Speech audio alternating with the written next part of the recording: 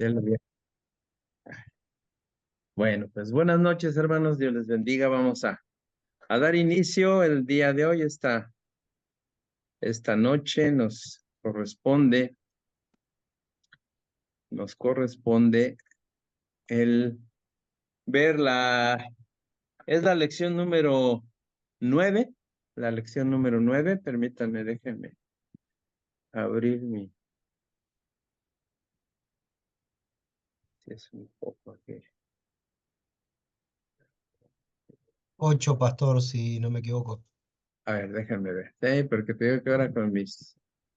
A ver, déjenme ver. Pero ahorita les confirmo. La lección. La lección número 8, tienen razón, ya me estoy yo adelantando, pero, es que aquí en mi lista tengo por ahí, me comí el 7, por eso, pero es correcto. La lección número 8, la cual lleva como título Anhelando los dones espirituales, parte número 2. Si recordamos, la semana pasada, ya estuvimos viendo acerca de los dones espirituales y pudimos ver el número 1, ¿verdad? El número 1, que es la sabiduría.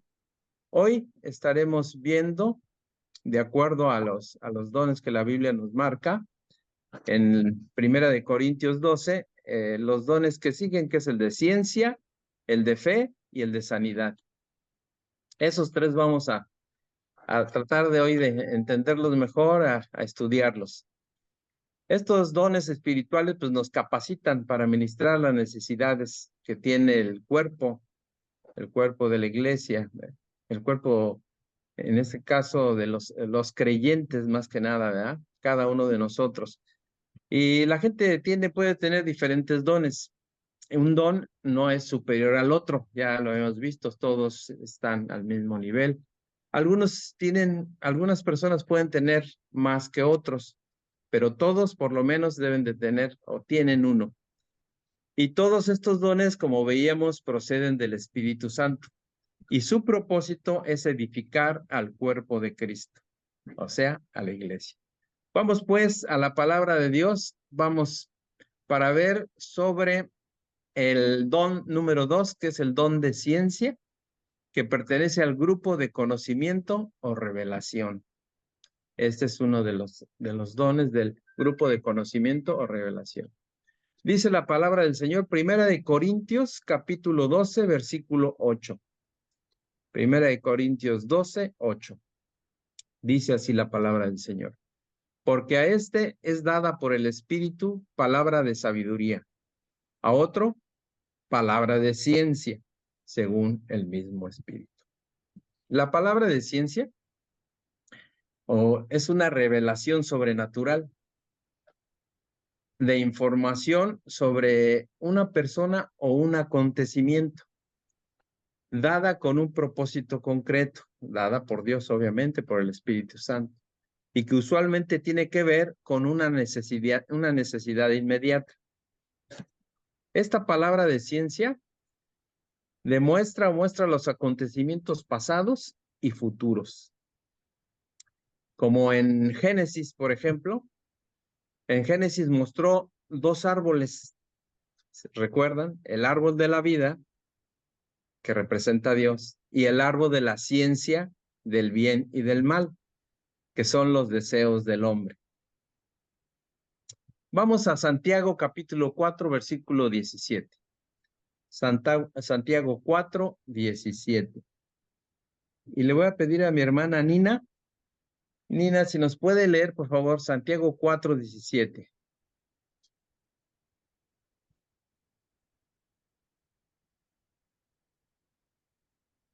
Sí, pastor, en un momento. Sí, claro.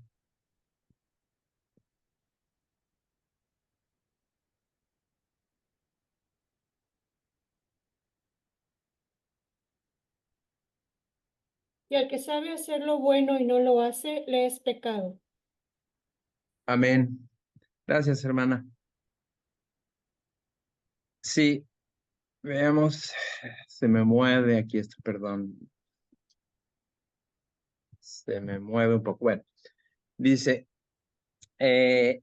aquí en este versículo vemos que pecar no es solamente cometer malas acciones, sino también dejar de hacer lo que Dios quiere que hagas. Dios nos ha dado el conocimiento y nos ha dado también para entender quién es Él. A través del Espíritu Santo nos ha dado la ciencia de Dios, también para entender quién es Dios. Nos inclinamos a pensar que hacer lo malo, a veces así lo pensamos, que hacer lo malo es pecado. Pero aquí Santiago nos dice que pecado es también no hacer lo bueno. A esas dos clases de pecado, algunas veces se les llama a uno pecados de comisión y a los otros pecados de omisión. Es pecado mentir, lo sabemos, pero también puede ser pecado saber la verdad y no decirla. Es pecado hablar mal de alguien, pero también es pecado despreciarlo cuando sabemos que esa persona necesita nuestra amistad. Debemos estar dispuestos a ayudar según nos guíe el Espíritu Santo. Si Dios lo dirige a hacer un acto bondadoso, hermano, a rendir un servicio o a restaurar una relación, hágalo y verá que experimentará una renovada vitalidad en su fe cristiana. Vamos a ver los hombres de Dios a quien les fue declarado este don de ciencia o de conocimiento o de revelación, como veíamos. Vamos a Génesis capítulo 28. Génesis 28, 16. Dice la palabra de Dios. Génesis 28, 16. Y despertó Jacob de su sueño y dijo, ciertamente Jehová está en este lugar y yo no lo sabía. Después, más adelante en el versículo 18, Génesis 28, 18. Y se levantó Jacob de mañana y tomó la piedra que había puesto de cabecera y la alzó por señal y derramó aceite encima de ella. Jacob aquí reacciona a la manifestación de Dios de la siguiente manera. Primero, reconoce la presencia de Dios y expresa el temor por estar en presencia del Dios Santo y en un lugar además muy especial. Segunda manera, al levantarse por la mañana, Jacob rinde culto edificando un altar con la piedra que usó como almohada, consagrando el lugar. Esa fue una revelación. Luego vamos a Samuel, primera de Samuel, capítulo 3, versículo 10. Y le voy a pedir a mi hermana Jeremy, o Yaremi más bien. No estoy viendo los nombres, como me los aprendo luego de memoria para no moverme de esta pantalla. Yaremi, ¿sí está conectada? Si nos puede leer, primera de Samuel 3:10.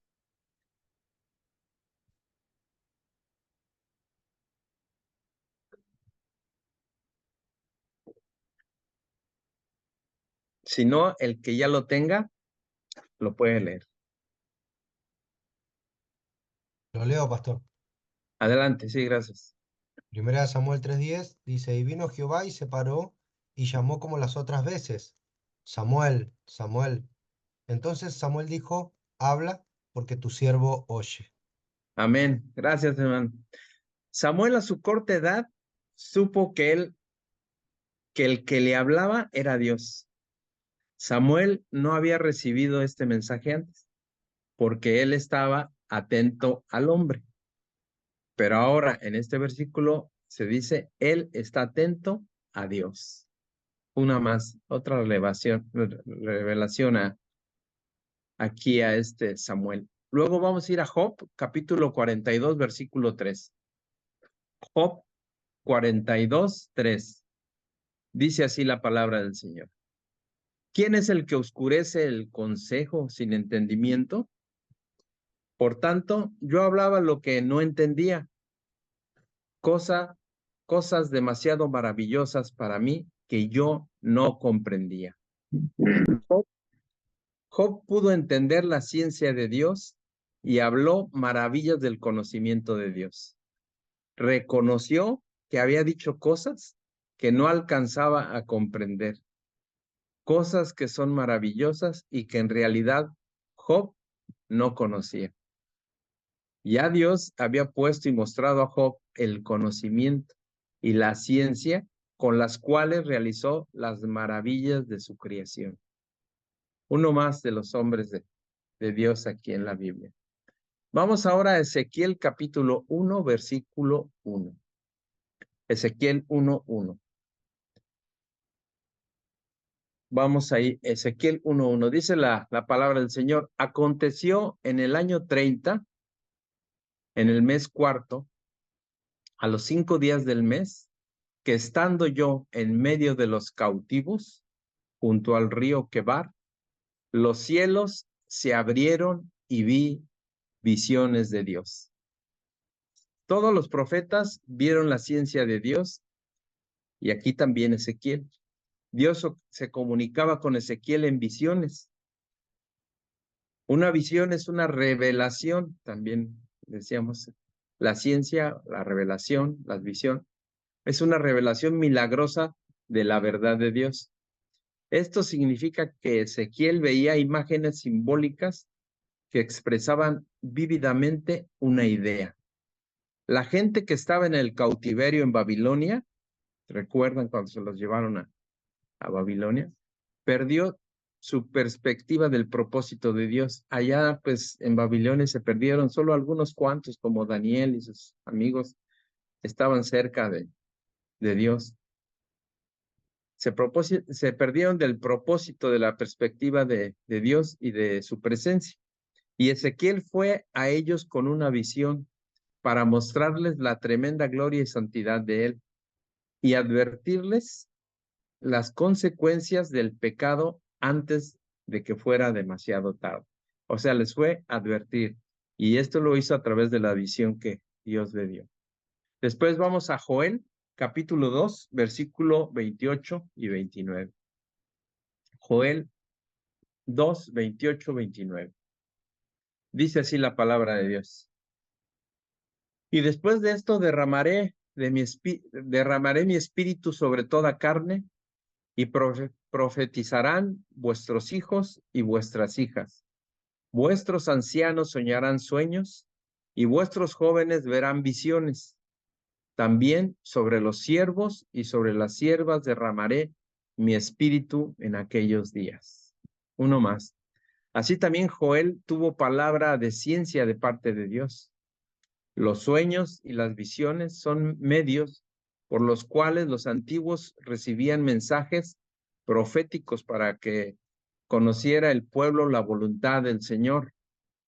La promesa es que Dios derramará su espíritu como manifestación de su gracia divina. Pero ahora vamos también al Nuevo Testamento, vamos a Hechos para ver lo que le pasó a Pedro. Aquí vamos a ir a Hechos capítulo 11. Hechos capítulo 11, y le voy a pedir a quien lo encuentre primero y me pueda, y lo pueda leer. Hechos 11, del 11 al 15. Quien lo tenga, ahora sí que vamos a ir así a ver quién saca más rápido la espada.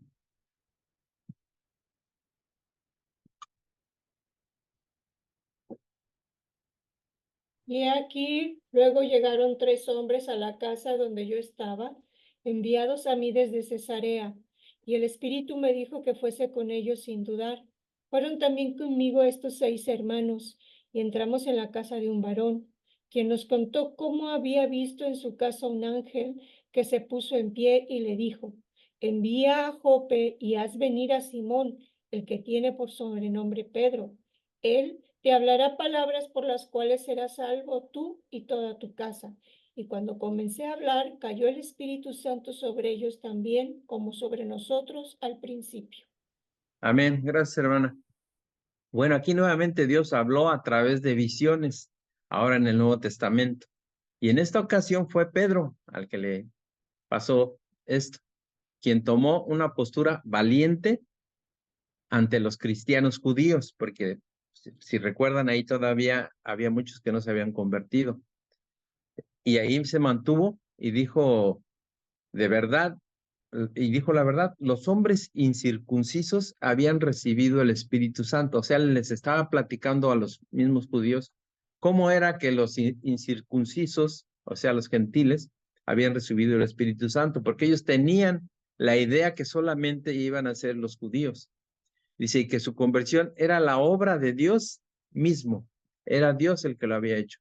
Y era muy claro en asegurar que en ningún momento Pedro tomó la iniciativa en la venida del Espíritu Santo sobre Cornelio, que era esta persona, y los de su casa.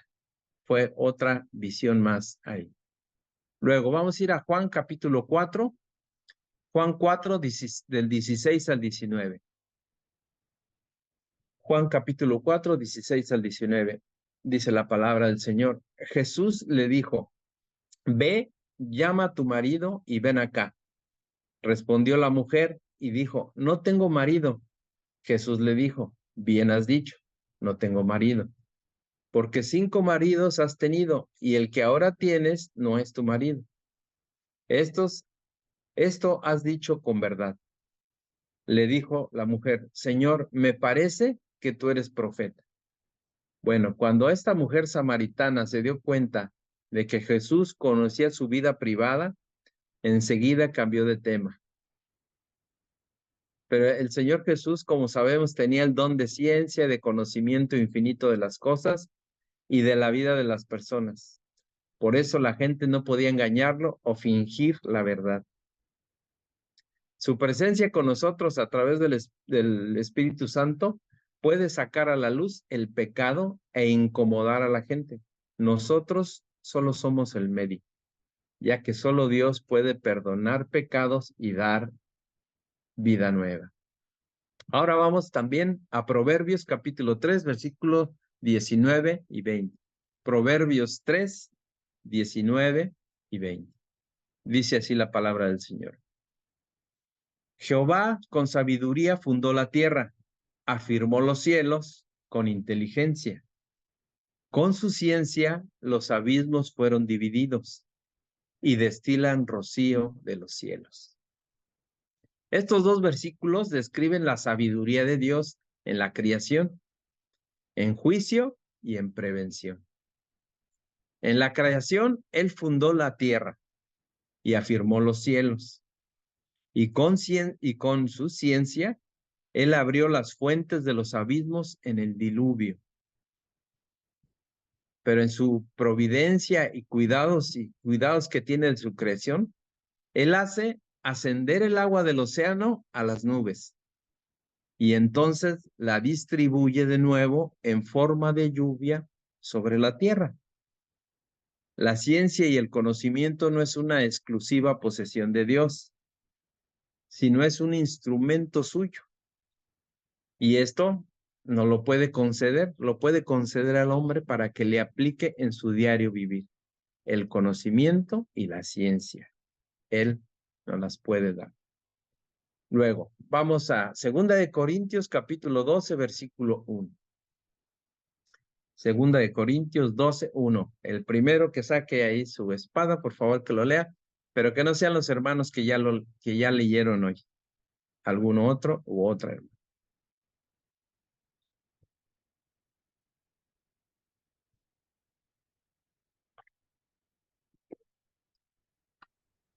¿12:1, pastor? Sí, adelante, por favor. Ok. El aguijón en la carne. Ciertamente no me conviene gloriarme, pero vendré a las visiones y a las revelaciones del Señor. Amén, gracias. Nuevamente, aquí habla de las visiones y las revelaciones del Señor. En este capítulo 12 de Corintios, 2 de Corintios, encontramos el corazón, el ministerio, de Pablo, que fue gracia suficiente y poder en su debilidad. No cabe duda de que Pablo habla de sí mismo. No sabe si las cosas celestiales descendieron hacia él. Fue cuando tuvo esa visión que subía al tercer cielo. Mientras su cuerpo estaba en trance, Dice, o cómo pasaba con como pasaba con los antiguos profetas. Eso le estaban a él llegando esas revelaciones, esas visiones. O no sabía si su alma de Pablo, fue desalojada momentáneamente de su cuerpo y llevada al cielo, o si fue llevado en cuerpo y en alma al cielo. Sin embargo, bueno, dice, dos palabras clave que nos llevan a esta interpretación son, una, visiones y revelaciones. En resumen, aquí se pinta en el capítulo 12 un cuadro gráfico del viaje de Pablo en en todo ese descubrimiento del secreto y el poder de su apostolado, todo lo que a él le sucedió. Cuenta de una audiencia que tuvo una audiencia personal con el mismo Señor Jesucristo allá en el cielo. Él se encontró con él en esa visión que tuvo. Esto nos enseña a mejorar nuestras expectativas de la gloria que será revelada o que nos será revelada. Debe dejarnos contentos con los métodos habituales de conocer la verdad y la voluntad de Dios. Vamos ahora a estudiar el don de fe. El don de fe que está dentro del grupo de acción o de poder. Veamos sobre la fe. La primera, la fe santificadora, que dice en Efesios capítulo 2, versículo 8. Efesios 2, 8. Dice así: porque por gracia sois salvos por medio de la fe, y esto no de vosotros, pues es don de Dios. Llegamos a ser cristianos mediante el don inmerecido de Dios, su gracia, no como el resultado de algún esfuerzo, habilidad, elección sabia o acto de servicio a otros de nuestra parte. Sin embargo, como gratitud por este regalo que nos ha dado Dios, buscamos servir y ayudar a otros con cariño, con amor y benevolencia, y no simplemente para agradarnos a nosotros mismos. Si bien ninguna acción u obra que hagamos nos puede ayudar para obtener la salvación, la intención de Dios es que de nuestra salvación resulte en obras de servicio. No somos salvos solo para nuestro beneficio, sino para el de Él, para el de Dios, para glorificarle y edificar la iglesia. Pero luego, en Primera de Corintios, capítulo 12, versículo 9, Primera de Corintios 12, 9, dice, a otro fe por el mismo espíritu, y a otro dones de sanidades por el mismo espíritu. Fe. ¿Qué es la fe? Del griego pistis, con acento en la primera I, significa fidelidad, fiel, credibilidad, convicción de la veracidad de Dios, o específicamente, confianza en Cristo para salvación por gracia. Ese es un don de Dios. También dice en Hebreos capítulo 11, versículo 1. Si lo lee algún hermano o hermana, por favor. Hebreos 11, 1.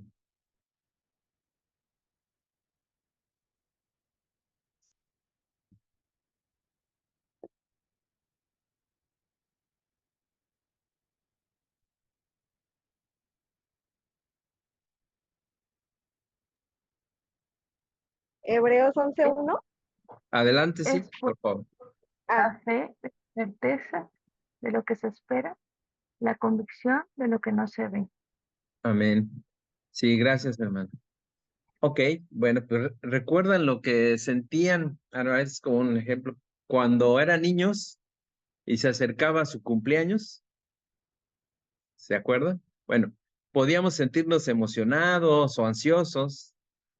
A veces teníamos tal vez la certeza, pero eso sí, la certeza de que recibiríamos regalos u otros obsequios. Pero algunas cosas siempre serían una sorpresa, no sabíamos qué eran. Los cumpleaños combinan eso, ¿no? La seguridad que va a haber el cumpleaños, porque pues ni modo que esa fecha no se olvide, pero la expectativa de qué podía ser la sorpresa. Y así también es con la fe.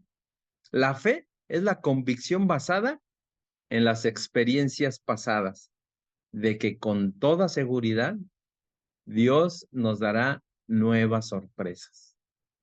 Tenemos esa convicción y esa seguridad. La fe es una firme convicción de dos cosas que no se ven, o más bien de cosas que no se ven, y la segura la esperanza de una recompensa futura. Esa es nuestra fe. La palabra certeza, dice aquí, del griego hupóstasis con acento en la O, significa literalmente pararse debajo.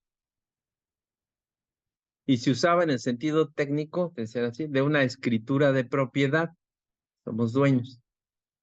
La idea básica es situarse debajo del derecho de la propiedad para apoyarnos en esa validez que tenemos. Esa es, tengo una escritura y esa es válida. De esa manera la fe es la certeza de lo que se espera. Ese capítulo de Hebreos, el autor, porque no sabemos específicamente quién fue el autor de Hebreos, hace énfasis en que esa seguridad descansa solamente en las promesas de Dios. Dos palabras describen nuestra fe: confianza y certeza. Estas dos cualidades necesitan un punto inicial y final seguros. El punto inicial de la fe es creer en el carácter de Dios. Él es quien dice ser quien es. Ese es el punto inicial, creer. Y el punto final es creer en las promesas de Dios, que Él hará lo que dice. Cuando creemos que Dios cumplirá sus promesas, a pesar de que todavía no las vemos hechas realidades, entonces mostramos una verdadera fe. Esa es la verdadera fe. Pero luego dice en Santiago, capítulo 2, versículo 17. Santiago 2, 17. Dice así: así también la fe, si no tiene obras, es muerta en sí misma. No podemos ganar nuestra salvación por el servicio y la obediencia a Dios, pero tales actos demuestran que nuestra entrega a Dios es genuina. Las obras de servicio con amor no reemplazan a la fe, pero sí son una prueba de nuestra fe en Cristo. Santiago no contrapone las obras de la fe, las obras a la fe, no se contraponen, más bien son complementos, sino que se refiere a dos tipos de fe, una fe muerta y una fe salvadora. Ahora, en Primera de Juan, capítulo 5, versículo 4. Primera de Juan 5, 4. Dice así la palabra del Señor: porque todo lo que es nacido de Dios vence al mundo. Y esta es la victoria que ha vencido al mundo: nuestra fe. En realidad, todo el que es hijo de Dios vence lo malo de este mundo. Y todo el que confía en Jesucristo obtiene la victoria.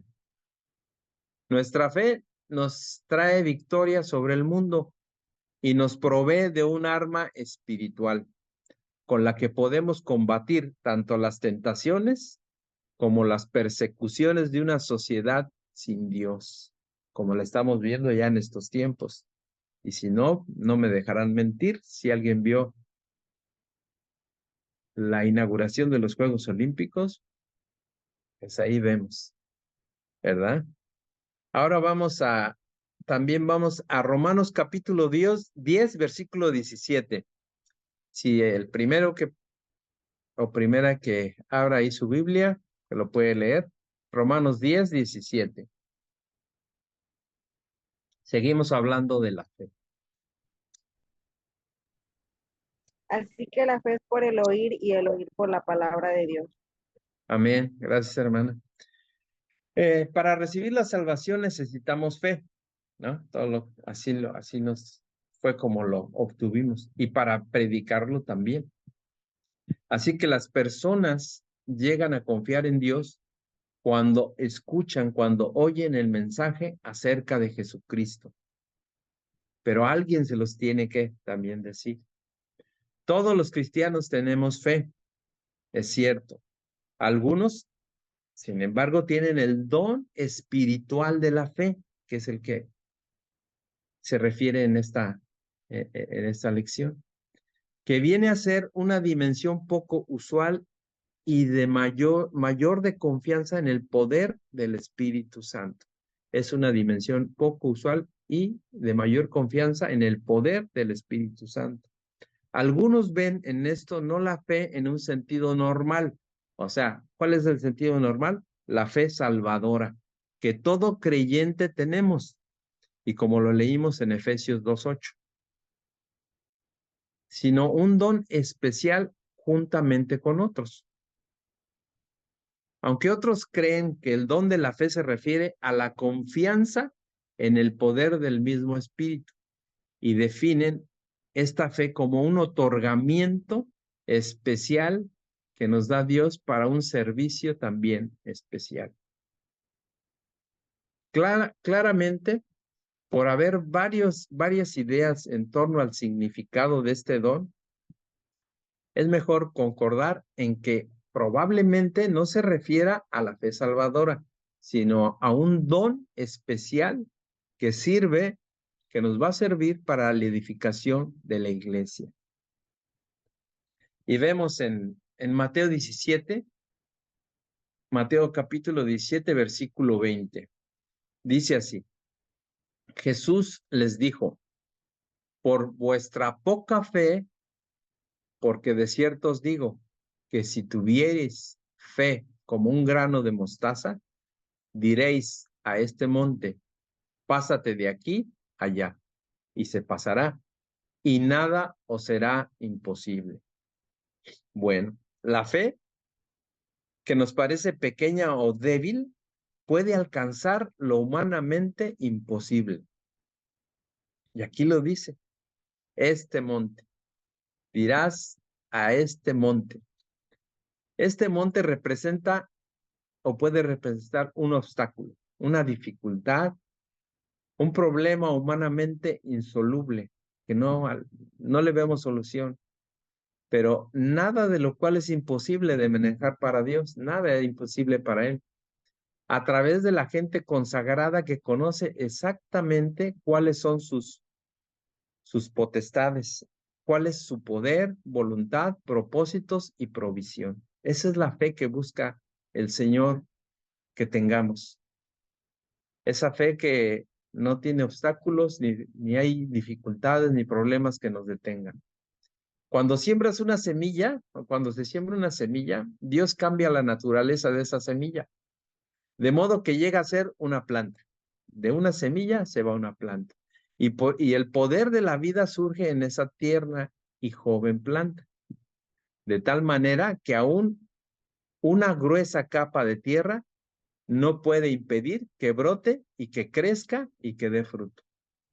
Así es la semilla tan pequeña, puede ser un árbol al final de cuentas. Jesús dice que nuestra fe en Dios es como una semilla. Así que cuando ponemos nuestra fe en acción, esto es, cuando la depositamos en Dios, toma una naturaleza totalmente nueva. Se convierte en un milagro en potencia.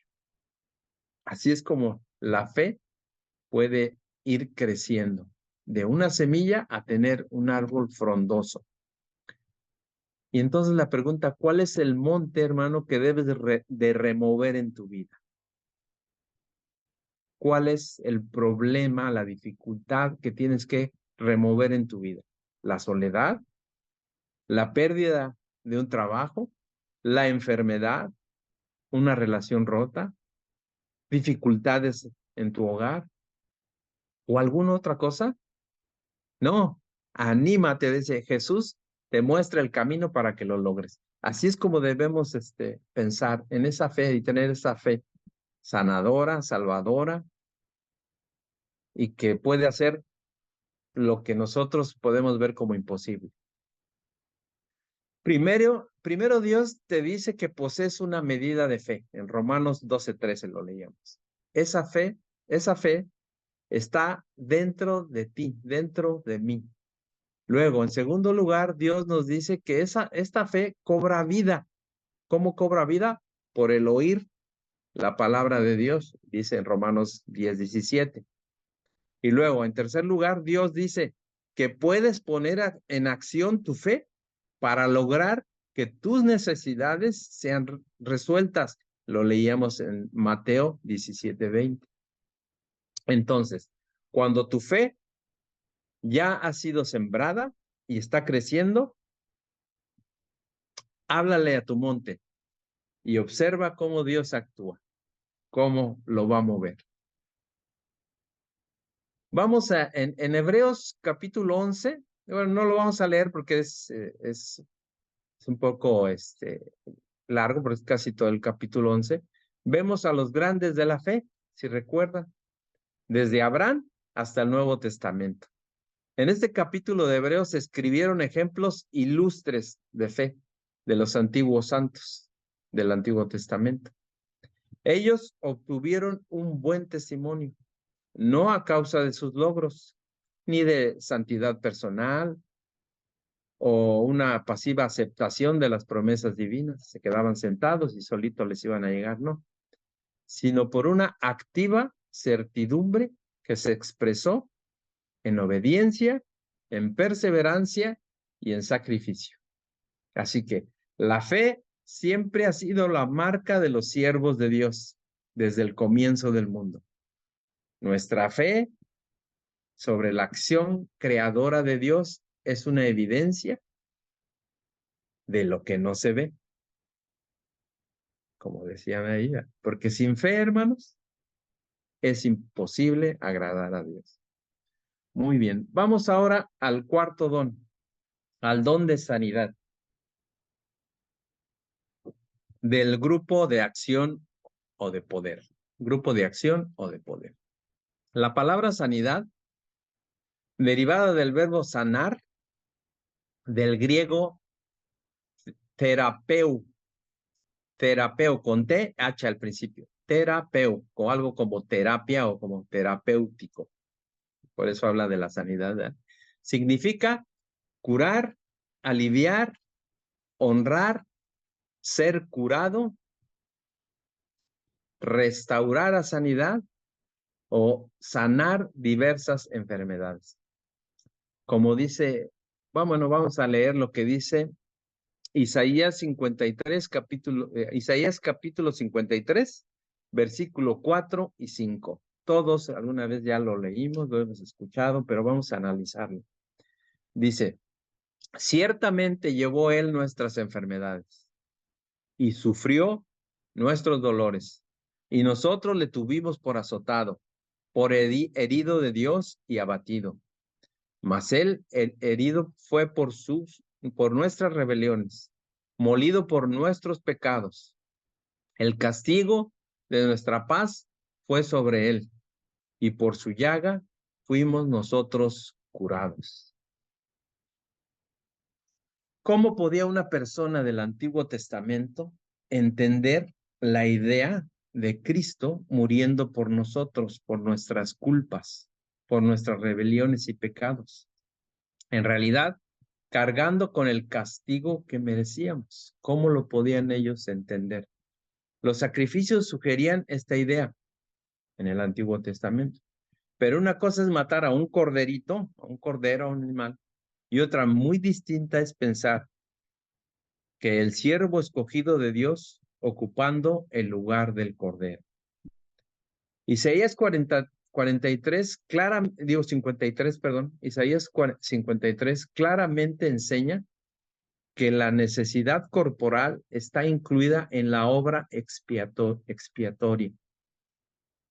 O más bien la sanidad corporal está incluida en la obra expiatoria, el sufrimiento y la cruz de Cristo. La sanidad corporal.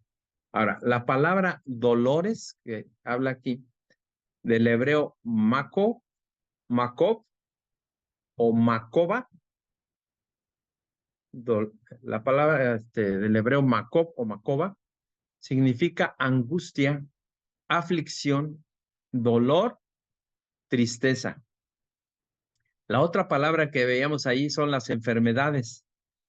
Y del hebreo Kokholi, con K al principio, K-J-Oli, Kokholi, y significa dolencia, ansiedad, calamidad, miseria, dolor, quebranto. Todo eso significa enfermedad.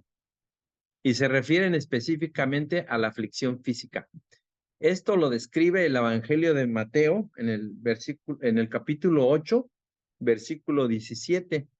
Más adelante lo vamos a leer. Ahí menciona que lo profetizado por Isaías se cumple ejemplarmente en los actos de sanidad que efectuó Jesús cuando estuvo aquí en el mundo. Después, además, en el versículo, también el versículo 4 de Isaías 53, está claro que la palabra llevó, del hebreo nasá, significa cargar, soportar, libertar, aceptar y levantar.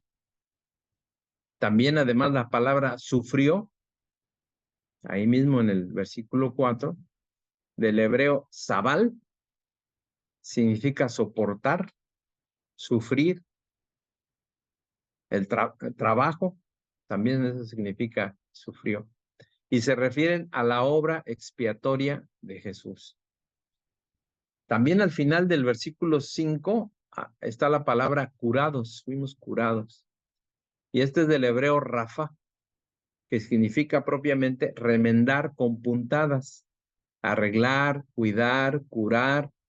Y si recuerdan cuando hablamos de Jehová Rafa, pues es nuestro sanador, también es sanador, médico, restaurar. Esa palabra de curados es Rafa. Estos textos relacionan la provisión de nuestra salvación como de nuestra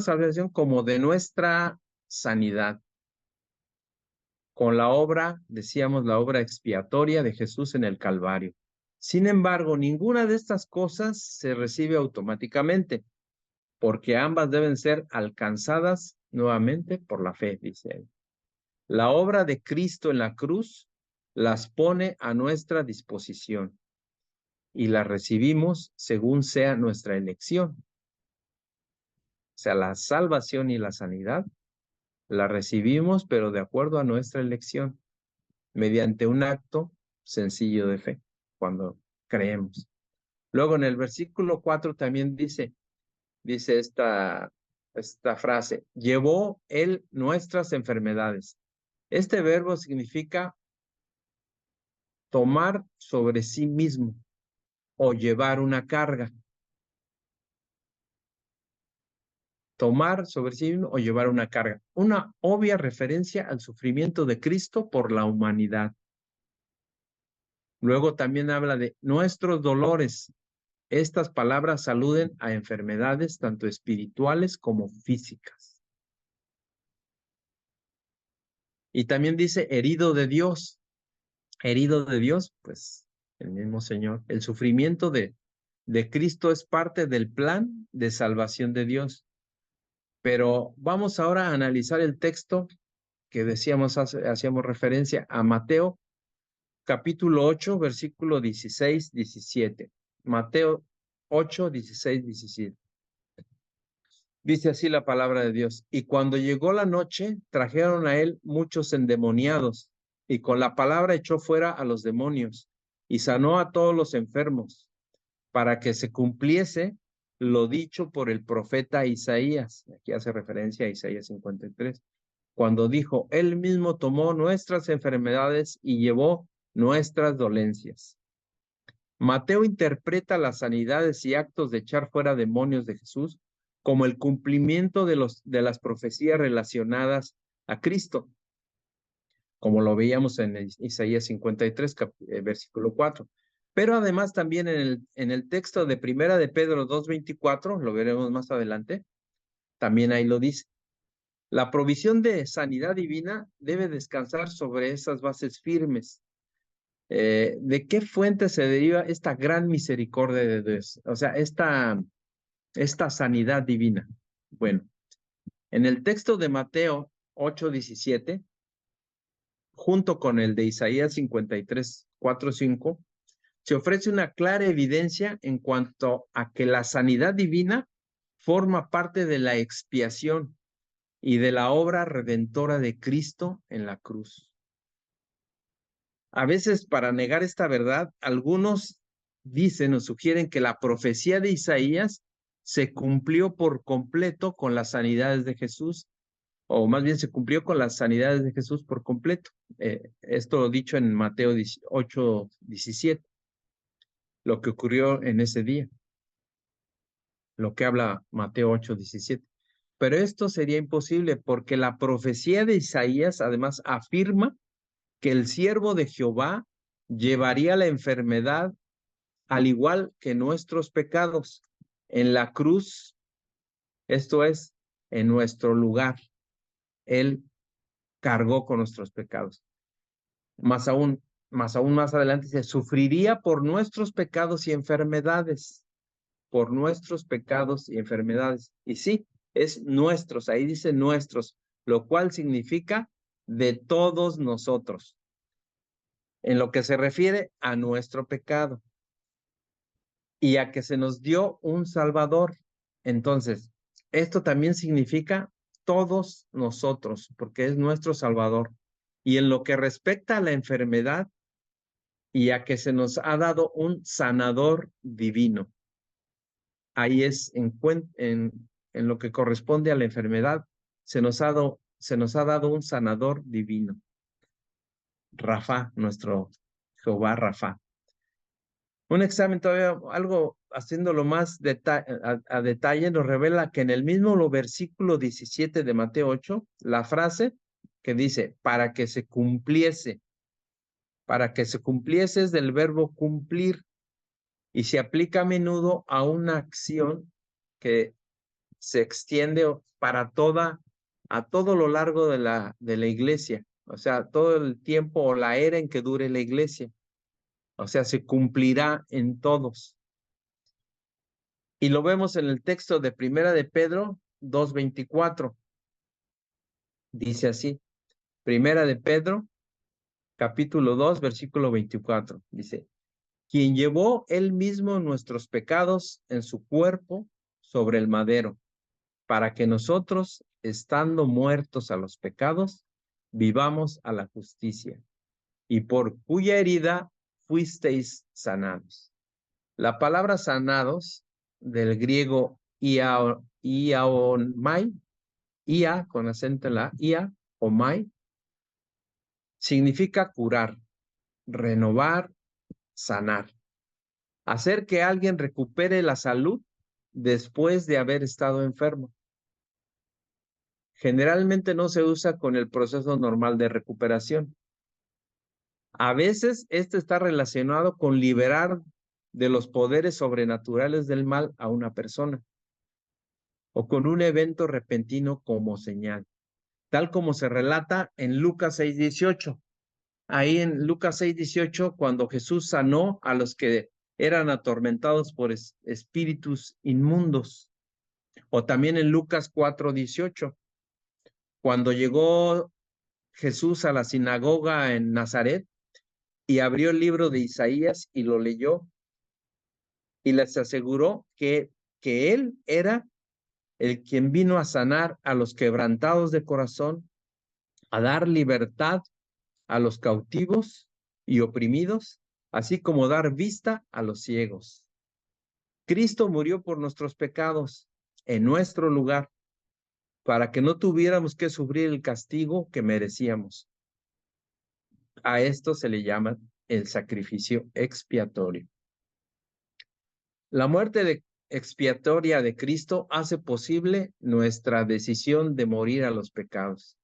¿Cómo? Con el arrepentimiento. Morir a los pecados con arrepentimiento y a vivir para Dios con su justicia. Según en el Nuevo Testamento, esto equivale a la conversión. O sea, realmente esa es la conversión en su amplio sentido. ¿Por qué? Porque nos arrepentimos, creemos, nos arrepentimos y ahora vivimos con justicia, bajo la ley y bajo los ley de Dios, ¿sí? Bajo sus estatutos. Y Pedro dice también en este mismo versículo que leíamos de Primera de Pedro, por cuya herida fuisteis sanados. La intención de Pedro al citar a Isaías 53:5, porque hace referencia a Isaías 53, es mostrar que la integridad personal, tanto en lo mental, en lo psicológico, en lo físico y en lo espiritual, fluye de esta conversión que nosotros tenemos en el arrepentimiento y en a vivir para Dios con su justicia. Y vamos finalmente a Marcos capítulo 3, versículos 14 y 15. Marcos 3, 14 y 15. Dice la palabra del Señor. Y estableció a 12 para que estuviesen con él, para enviarlos a predicar y que tuviesen autoridad para sanar enfermedades y para echar fuera demonios. La palabra autoridad del griego exousia, con X, exousia, es una de las 4 palabras que significan poder. Hay otras más que es dunamis, por ejemplo, también, exousia, ischus y kratos. Significan poder y autoridad. Y significan la autoridad o el derecho de actuar, la habilidad, el privilegio, la capacidad y la autoridad que nos es delegada. Eso es la palabra exousia. Jesús tenía el poder o la exousia para perdonar pecados, para sanar enfermedades y echar fuera demonios. Exousia es el derecho a usar también dunamis, que es poder. Jesús les dio a sus seguidores, a sus discípulos, en este caso, la exousia para predicar, para enseñar, para sanar y para liberar, en el versículo 15 que leía. Y esa autoridad nunca ha sido abrogada, nunca ha sido abrogada. Esa autoridad que ya Dios nos dio, que le dio a sus discípulos, pero que también nos dio a nosotros de predicar, de enseñar, de sanar y de liberar, no se ha perdido. Y eso lo confirma Juan capítulo 14, versículo 12. Juan 14, 12. Ahí es donde lo dice. De cierto os digo, el que en mí cree, las obras que yo hago, él las hará, porque yo voy al Padre. A veces los ministerios eficaces se vuelven poderosos con el descubrimiento de que el poder o la exousia reside en el nombre y en la sangre de Jesús. Jesús estaba rodeado de seguidores, de los cuales escogió a los 12 que serían sus compañeros de cada día. No los seleccionó con base en su fe, porque era vacilante. Tampoco los escogió por talentos y habilidades que a lo mejor tenían, porque ninguno se destacaba por sus habilidades. Los discípulos representaban una amplia gama de trasfondos y experiencias de la vida. Pero al parecer no tenían más potencial de liderazgo que los que no había escogido. O sea, tampoco eran así únicos. La única característica que tenían todos era su decisión de obedecer y seguir a Jesús. Solamente eso, obedecer y seguir a Jesús. ¿Y qué pasó? Después de la ascensión de Jesús, fueron llenos con el Espíritu Santo en el día de Pentecostés y jugaron papeles determinantes en el crecimiento de la iglesia primitiva. Así que, hermanos, no nos descalifiquemos en nuestro servicio a Cristo por no tener las mejores credenciales. Para ser un buen discípulo, sencillamente hay que estar listos a seguir a Jesús con un corazón dispuesto. Aquí concluimos la lección de hoy, de estos dones que vimos, la lección número 8, anhelando los dones espirituales, parte 2, vimos los dones el 2, el 3 y el 4. 2, 3 y 4, que son el don de ciencia o revelación, el de fe y el de sanidad. Pues muchas gracias, mis hermanos. Le damos gracias a Dios por este día, por esta lección, esperando pues que haya sido de edificación y de bendición para todos. Déjenme nada más detener la grabación.